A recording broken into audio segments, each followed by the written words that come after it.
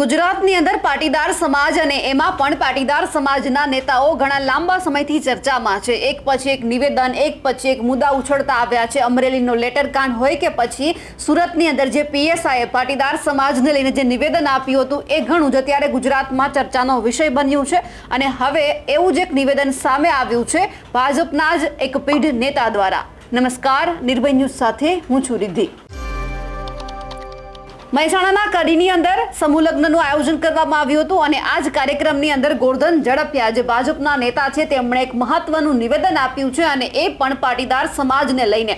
અને ખાસ કરીને અહીંયા કહેવામાં આવ્યું છે પાટીદાર સમાજના તમામ સમાજના અગ્રણીઓ હોય કે પછી સમાજના નેતાઓ હોય, કહી દેવામાં આવ્યું છે કે સમાજમાં પરિવર્તન ના લાવી શકતા હોય તો કોઈ હોદ્દા ઉપર રહેવાની આગેવાનને જરૂર નથી। અહીંયા ટોણો મારવામાં આવ્યો છે। ઘણા બધા નેતાઓ એ મંચ ઉપર હાજર હતા, જેમાં પૂર્વ નાયબ મુખ્યમંત્રી નીતિન પટેલ, ભાજપ પ્રદેશ મહામંત્રી રજની પટેલ, ધારાસભ્ય હાર્દિક પટેલ, સાંસદ હરિભાઈ પટેલ સહિતના અનેક નેતાઓ હતા। અને આ તમામ નેતાઓ જ્યારે સ્ટેજ ઉપર બેઠા હતા ત્યારે તેમણે તમામ પાટીદાર સમાજના લોકોને ટકોર કરી છે અને કહી દીધું છે કે બાપ દાદાની જમીન ઓડી ગાડી લેવા માટે ના વેચતા, પેટ માટે જરૂર પડે તો જ વેચવાની છે।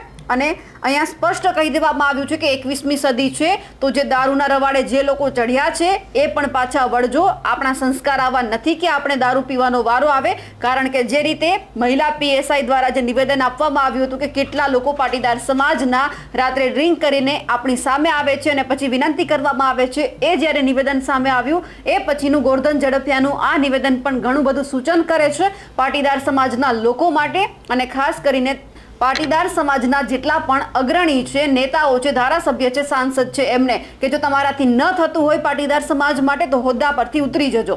સૌથી પહેલા તો આપણે ગોરધન ઝડપિયાને સાંભળીએ કે એમણે પાટીદાર સમાજને શું સૂચન કર્યું છે અને ખાસ કરીને તમામ સમાજના આગેવાનોને અને ખાસ કરીને નેતાઓને શું ઇશારો કર્યો છે।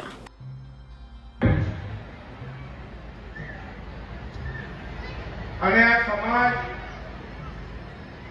કાયમ એનો ઋણી પણ રહેશે એવા આદરણીય નીતિનભાઈ પટેલ, આપણા નવયુવાન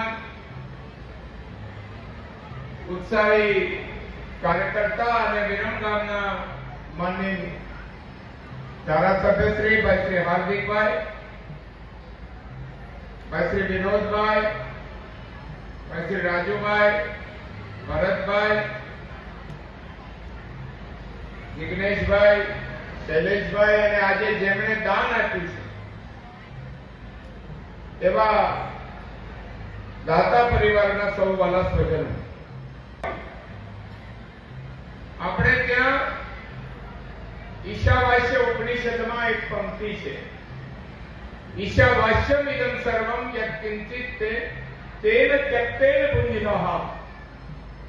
ત્યાગ કરીને ભોગવવાના કારણે આ દાન આવે છે અને દાતા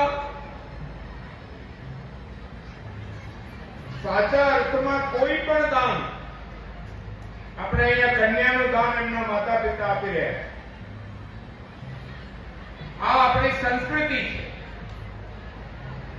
અને આપણે પણ સંસ્કાર, આપણા નીતિનભાઈ કહ્યું કે સંસ્કાર અને સંસ્કૃતિ આ લગ્નકાલી જમણવાર માટે નથી કર્યા, સમૂહ લગ્ન માટે માત્ર જમણવાર કરવો, જમીને નીકળી જવું એના માટે નથી। આ એક સામાજિક ક્રાંતિ હતી।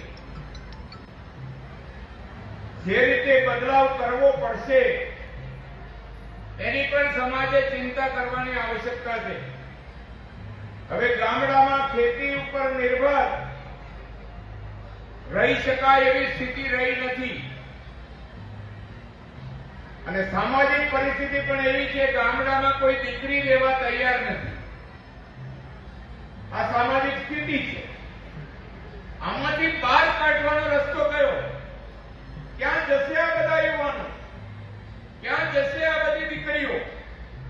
અને એના માટે આવનારા સમયમાં જે કંઈ કરવું પડે એ શિક્ષણ માટે કરો। એટલે શિક્ષણ માત્ર નોકરી મેળવવા માટે નહીં, 500 જગ્યા હશે ને 5 લાખ અરજીઓ આવશે। પોતાના પદ ઉપર ઉભા રહીને કટ્ટાર માથે જીવી શકે આવતી પેઢી એ પટેલ સમાજે આજથી વિચારવાની આવશ્યકતા કેવી હશે? હજી તો ડિજિટલ યુગ આવ્યો છે. આવતા દિવસોમાં આર્ટિફિશિયલ ઇન્ટેલિજન્સ એક નવી ટેકનિક આવી રહી છે, આર્ટિફિશિયલ ઇન્ટેલિજન્સ. અને એમાં જો તમે તૈયાર નહીં હો તો નહીં વ્યવસાય કરી શકો, ન ધંધો કરી શકાશે. અને એટલા માટે આપણા સમાજે હવે સમાજની વાડી, સમાજના ભવન બનાવવાનું બંધ કરી દીધું. હવે માત્ર શિક્ષણ માટેના સમય આવ્યો છે અને હરીફાઈનો સમય છે. ડાર્વિનનો ઉત્ક્રાંતિવાદનો સિદ્ધાંત હતો સ્ટ્રગલ ફોર એક્ઝિસ્ટન્સ, અસ્તિત્વનો સંગ્રામ. અને એ વખતે પાટીદાર સમાજે સૌથી વધારે અગર કામ કરવાની આવશ્યકતા છે તો એ શિક્ષણ માટે છે. If you plan for a year, then you go the seed. એક વર્ષનું પ્લાનિંગ કરવું હોય, અનાજના દાણા વાવો, વર્ષ નીકળી જાય. When you plan for a decade, દસકાનું પ્લાનિંગ કરવું હોય, 10 વર્ષનું, then you plant a tree. એક ઝાડ લગાવો, 10 વર્ષે ફળ આવશે. But when you plant for a century, સદીનું જો આયોજન કરવું હોય, then you educate a person. એક માણસને ભણાવો, સદી એની સુધરી જાય. પાટીદાર સમાજે જ્યારે શરૂઆત કરી આ સમૂહ લગ્નની, ત્યારે એની પાછળનો ભાવ માત્ર લગ્ન કરવા એટલો નહોતો. સમાજને આવતીકાલ કેવી સ્થિતિમાં લઈ જવો છે એના બીજ આમાંથી રોપાયા હતા. અને એના કારણે આજે ગુજરાતમાં અને સમગ્ર દેશમાં અને દુનિયામાં જે આબરૂ આપણને મળી છે એ આપણા સંસ્કારના કારણે મળી છે. આપણા બાપ દાદાઓ એ યુનિવર્સિટી નહોતી જોઈ, કોલેજો નહોતી જોઈ, પણ એમણે આપણને જે સંસ્કાર આપ્યા, એમના જે સંસ્કાર છે, ભલે કોલેજ, યુનિવર્સિટી કે કેમ પાઠશાળામાં, મહાશાળામાં ગયા નહોતા, પરંતુ એમણે આપણને સંસ્કાર આપ્યા. અને સંસ્કારના કારણે આજે સમાજ આગળ છે. જમીન તો આપણે હવે કાઢવા માંડ્યા છે. રોડ પર છે એટલા મળે છે. આપણા બાપ દાદાએ જરૂર પડે તો વેચે, વાંધો નથી. આપણા બાપ દાદાએ ગીરો મૂકી હશે, જમીન દાગીના વેચ્યા હશે, પણ માને વેચવાનું પાપ નહોતું કર્યું. અને એના કારણે આપણને વારસામાં મળી છે. પેટનું પૂરું ના થાય તો વેચો, વાંધો નહીં, પરંતુ ઓડી ગાડી લેવા માટે મહેરબાની કરીને ના વેચતા. કારણ આપણે માનીએ છીએ માતા ભૂમિ પુત્રોહમ પૃથ્વ્યઃ. અને આજે જે કંઈ કરીએ છીએ, સમૂહ લગ્ન તો ક્રાંતિનું માધ્યમ છે ભેગા થવાનું. જમવાના ખાલી મેળાવડા હવે આપણે બધા કરવાનું બંધ કરી દીધું. હવેનો સમય છે અને આપણે સંસ્થાઓ ઊભી કરી રહ્યા છે. હું ધન્યવાદ આપું છું આ બધી સંસ્થાઓને. અમદાવાદમાં, કડીમાં, આખા રાજ્યમાં જે રીતે સમાજ આગળ વધી રહ્યો છે શિક્ષણના આધાર ઉપર, અને આપણે બધા ભાગ્યશાળી છીએ. આપણે બધા ભાગ્યશાળી છીએ કે આપણને એવા સંસ્કારો મળ્યા છે. એટલા માટે આપણે સંસ્કારની જરૂર છે. અને સંસ્કાર વગરની ગમે તેટલી સંપત્તિ હશે, એ સંપત્તિ પરિવારને ક્યારેય સુખી નહીં કરે. એ સંપત્તિથી સુખી થવાતું હોય તો રાવણ જેવા પાસે તો સોનાની લંકા હતી, સુખી નહોતા થઈ. પરંતુ આપણે સમાજ તરીકે આજે આવતી પેઢી કેવી રાખવી છે. આપણે નાના નથી. આ સમાજ એટલો મોટો છે. ભારતભરમાં 23% પ્રજા છે. We are 23. આવનારી પેઢી જેના ઉપર ભારત માતાની ભાગ્ય ધરોહર આવવાની યુવાન ક્યાં જાય છે? અમે તો સોશિયલ મીડિયાના બધા માધ્યમોથી જોઈ રહ્યા છીએ. ચિંતા ઉપજાવે એવા કેટલાક ચિત્રો યુવા પેઢીમાં આવે છે અને એના કારણે કદાચ આપણે આકાશમાં ઉડતા હશે, વિજ્ઞાનનો જમાનો છે, પણ ધ્યાન રાખજો, સંસ્કારના મૂળિયા જો જમીનમાંથી ઉખડી ગયા, ધરતીના ધાવણમાંથી, તો આકાશમાં ઉડવાનો કોઈ મતલબ નથી. એના મેં બાબતો છે એ કોમોડિટી નથી અને આજે નહીં યાદ આવે, એ આવનારા 20-25 વર્ષ પછી યાદ આવશે.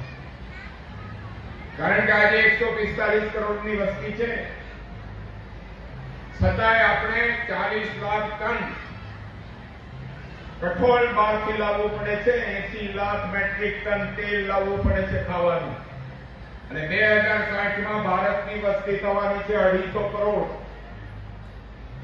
અનાજના દાણા કોઈ કારખાનામાંથી આવવાના નથી અને એટલા માટે આપણે બધાએ આવતા દિવસોને ધ્યાનમાં રાખીને સમાજે ખેતીને સાચવી રાખજો. ના પાકે તો ભલે એમાં બાવળ ઉગે, જરૂર ના હોય તો કાઢતા નહીં. અને મહેરબાની કરીને આપણે બધાએ હવે પ્રણ લેવું પડે કે સંસ્કારની જે ખોટ પડવા માંડી છે, અને એ જો ગ્રોથ એન્જિન બને બાકીના સમાજને ખભા પર લઈને ઉઠાવે એવી તાકાત આજે હિન્દુસ્તાનમાં કોઈ સમાજ પાસે હોય તો એ પાટીદાર સમાજ પાસે. અને એટલા માટે આપણે બધાનું ભલું કરીએ છીએ. આપણે કહીએ છીએ સર્વે સુખી ન સંતુ સર્વે સંતો નિરામયા, બધા લોકો સુખી થાવ. આપણે હાઈસ્કૂલ બનાવીએ છીએ તો ગામની બધા સમાજના લોકો ભણે છે. આપણે હોસ્પિટલ બનાવીએ છીએ તો બધા સમાજના લોકો સેવા લે છે. આ આપણી ઓળખ છે અને એ ઓળખ આપણે ગુમાવવાની નથી. એ આપણી આઈડેન્ટિટી છે અને આઈડેન્ટિટી આપણને ઈશાવાસ્ય 19 બીજી પંક્તિમાંથી મળી છે, તેન ચક્તેન ભુંજિતાહ. પીળું પાણી રાખતા હોય ને એને મહેરબાની કરીને બંધ કરી દો.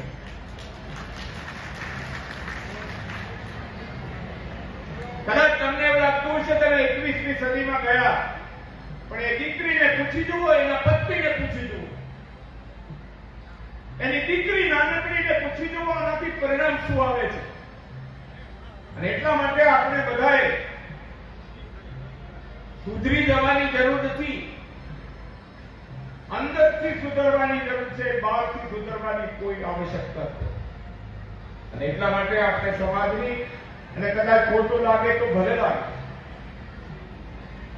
સમાજમાં અહીંયા બેઠેલા આગેવાનો જો સમાજમાં આપણે પરિવર્તન ના કરી શકીએ તો we have no right to be a leader. આપણને નેતા કહેવાનો કોઈ અધિકાર નથી. અને એટલા માટે ગૌરવ થાય છે આપણી પ્રગતિ જોઈને, ખૂબ ગૌરવ થાય છે. આખા વિશ્વમાં આપણે પથરાયેલા છે and we are proud of it. આખા વિશ્વમાં the glory of Patidar is there. પણ આપણે ગુજરાતમાં ગામડામાં રહેલો આપણો સમાજ, એને બેઠો કરવાનો આપણે સંકલ્પ કર્યો. શહેરોમાં યુનિવર્સિટી, કોલેજ, અને આપણે ઘણું બધું બધા સરદાર ધામ વગેરે આપણે બનાવી રહ્યા છે ને. આપણો સંકલ્પ છે કે આવતા 5 વર્ષમાં 10,000 દીકરીઓને 25,000 દીકરાઓને આપણે રાખીશું. અને દીકરીઓનો એક પણ પૈસો, ચાહે ઉમિયા પરિવાર હોય, ઉમિયા ધામ હોય, ઉમિયા કેમ્પસ હોય કે સરદાર ધામ હોય કે લેવા પટેલ સમાજની સંસ્થા હોય, દીકરીઓનો એક પણ પૈસો લેવામાં નહીં આવે એને રાખીશું. હિન્દુત્વની રચના તો જુઓ, જન્મ સંસ્કાર, વિવાહ સંસ્કાર, પરિવારમાં ધર્મ જો પિતૃ ધર્મ, માતૃ ધર્મ, ભાતૃ ધર્મ, દરેક જગ્યાએ આપણો સંસ્કાર, એમાં 16 સંસ્કારમાંનો એક એ વિવાહ સંસ્કાર છે. એમાં આવેલા સૌ પરિવારના સદસ્યો, અને કોઈ એકલાની જાન આવડી મોટી હોય, સમૂહ લગ્નના લોકોને હું ધન્યવાદ આપું છું કે તમારી જાનમાં આટલા બધા લોકો આવ્યા છે, તમારા માટે આટલા બધા. મારી આપ સૌને વિનંતી છે કે હવેનો સમય આવ્યો છે. આપણે બધા શિક્ષણ માટે સમર્પિત થઈએ. અને વિદ્યા એવી વસ્તુ છે ન ચોર હાર્યમ ન રાજ હાર્યમ. એને ચોરે ના ચોરી જાય, રાજા ના લઈ જાય. ન ભાતૃભાજ્યમ ન ચ ભાર ભૂતા. બહુ ડિગ્રી હોય તો વજન લાગે, ભાઈઓ બાદ પડાવે. ન ભાતૃભાજ્યમ ન ચ ભાર ભૂતા. વેલે કૃતે વર્ધત એવ નિત્યમ. જેમ વાપરીએ તેમ મજા કરે એટલે કહ્યું છે વિદ્યાધનમ સર્વધનમ પ્રધાનમ. અને એ વિદ્યાનું ધન જે સમાજ પાસે આવતા સમયમાં હશે, જેની પાસે નોલેજ હશે, ટેકનોલોજી હશે, જેની પાસે ફ્યુચર પ્લાનિંગ હશે, એ સમાજ, એ યુવા પેઢી ખૂબ આગળ વધશે. આજે જે કઈ નવદંપતિ પરિવારમાંથી દીકરાઓ અને નોકરી માટે નહીં, કેટલાને મળતી છે છેલ્લા 3 વર્ષમાં 4000 દીકરા દીકરીઓને ક્લાસ 1, 2, 3 માં સરકારમાં મોકલા છે આપણી સંસ્થા. 4000. અને આ કરવાની જરૂર છે. જેને નથી નોકરી મળી એને સ્ટાર્ટઅપ, બિઝનેસ એન્ટરપ્રિનર્સ, ધંધો કેમ કરવો, રો મટીરિયલ ક્યાંથી લાવવું, વેપાર ક્યાં કરવો, દુનિયા સાથેનો વેપાર. હમણાં આપણે ગ્લોબલ પાટીદાર સમિટ કર્યું હતું ગંજીભાઈના ટીમે. 2026માં આપણે ફ્લોરિડામાં કરી રહ્યા છે. ફ્લોરિડા દુનિયાના 60 દેશો આવશે. We would like to be global society. મંડપમાં ના હોય. અને એટલે જ આપણને ગૌરવ થાય છે કે અમારા દીકરા દીકરીઓ ખૂબ સુખી થાય, ખૂબ સુખી થાય. અને સમાજ પણ ખૂબ સુખી થાય, સમાજ ખૂબ આગળ વધે. અમે તો વિશ્વાસે વાણ ચલાવનારા છીએ. વરસાદ આવશે કે નહીં બી નાખનારા છીએ. કુદરત ઉપર ભરોસો કરીને જીવનારા છીએ. અને કુદરતે અમારા ઉપર જે પ્રેમ વરસાયો છે આ સમાજ ઉપર, એ સમાજ બાકીના સમાજને પણ ઉદાહરણ તરીકે બીજા સમાજ પણ આ રીતે પ્રગતિ થાય, દરેક સમાજની પ્રગતિ થાય, દરેકનું કલ્યાણ થાય, એ જ ભાવ સાથે અસ્તુ. ભારત માતા કી જય. ગોરધન ઝડફિયાએ કહ્યું છે કે સમાજમાં હવે સંસ્કારની જરૂર છે. આપણે શિક્ષણ ઉપર સૌથી વધારે ધ્યાન આપવાની જરૂર છે. અને ખાસ કરીને જે આપણો પાટીદાર સમાજ જે સંસ્કારથી ઓળખાતો હતો, એ ક્યાંક હવે સંસ્કાર ભૂલાઈ ગયા છે. આપણે આપણા વડવાઓએ જે સંપત્તિ નહીં પણ જે સંસ્કાર આપ્યા છે તેની આ ઓળખ છે.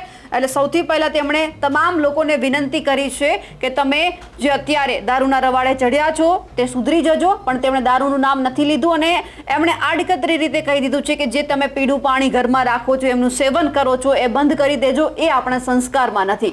અને ખાસ કરીને ગોરધન ઝડફિયાએ જે તમામ નેતાઓની હાજરીમાં નેતાઓને જ ટોણો માર્યો છે, તેમને લઈને આપનું શું કહેવું છે કમેન્ટ કરીને ચોક્કસથી જણાવજો.